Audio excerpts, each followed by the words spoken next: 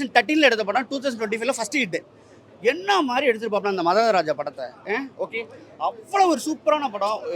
13 எடுத்தது இப்படி இருந்துச்சுன்னா 2020 என்ன மாதிரி பண்ணுவார். அதுவும் வந்து 2 பேர் காம்போ வேறு வந்து ரொம்ப ஒர்க் அவுட் ஆச்சு. தலைநகரம் சொல்லலாம், அப்புறம் இது இன்னும் நிறைய படம் சொல்லிகிட்டே போகலாம். இதில் எப்படி பண்ணிக்கிறா பார்த்தீங்கன்னா எந்த காமெடியுமே ஒர்க் அவுட் ஆகல. அதுதான் வந்து பெரிய டிசப்பாயின்ட். ஏன்னா வடிவேல் சாருக்கு டைமிங்கே வரல. டைமிங்கில் ரொம்ப மிஸ். ஒருவேளை ஏஜ் ஆனதுனால நினைக்கல, அந்த ஒரு மாடுலேஷனே வரல. என்னென்னமோ ட்ரை பண்ணுறாப்புல. அது அந்த லிப்லேயே வந்து பேசுவாங்க இல்லையா, ஸோ அதெல்லாம் பேசி எதுவுமே ஒர்க் அவுட் ஆகுதுன்னு சொல்ல முடியும். காமெடியில் வந்து பெரிய டிசப்பாயின்ட். ரெண்டாவது வந்து பேட்டனை விட்டு வெளியில் வந்துட்டார் போல இருக்குது.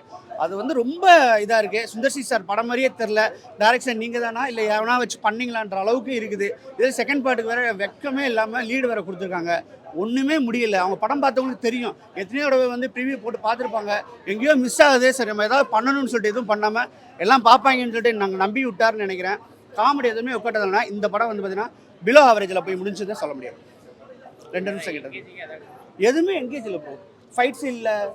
நல்ல ஹீரோயின் கேத்ரின் தெரசா, அவங்கள வச்சுட்டு ஒரு நல்ல ஒரு கிளாமராக ஒரு சாங் பண்ணியிருக்கலாம். அவ்வளோ பியூட்டியாக காமிச்சு ஒரு மாதிரி பண்ணிக்கலாம்.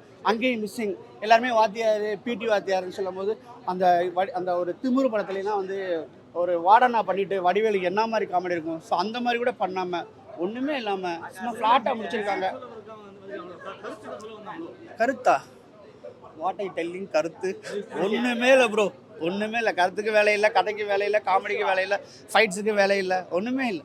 அதுக்கு மதராஜாவை இன்னொரு தடவை பார்த்துடலான்னு நினைக்கிறேன். அப்படி தான் இருக்குது இந்த படம்.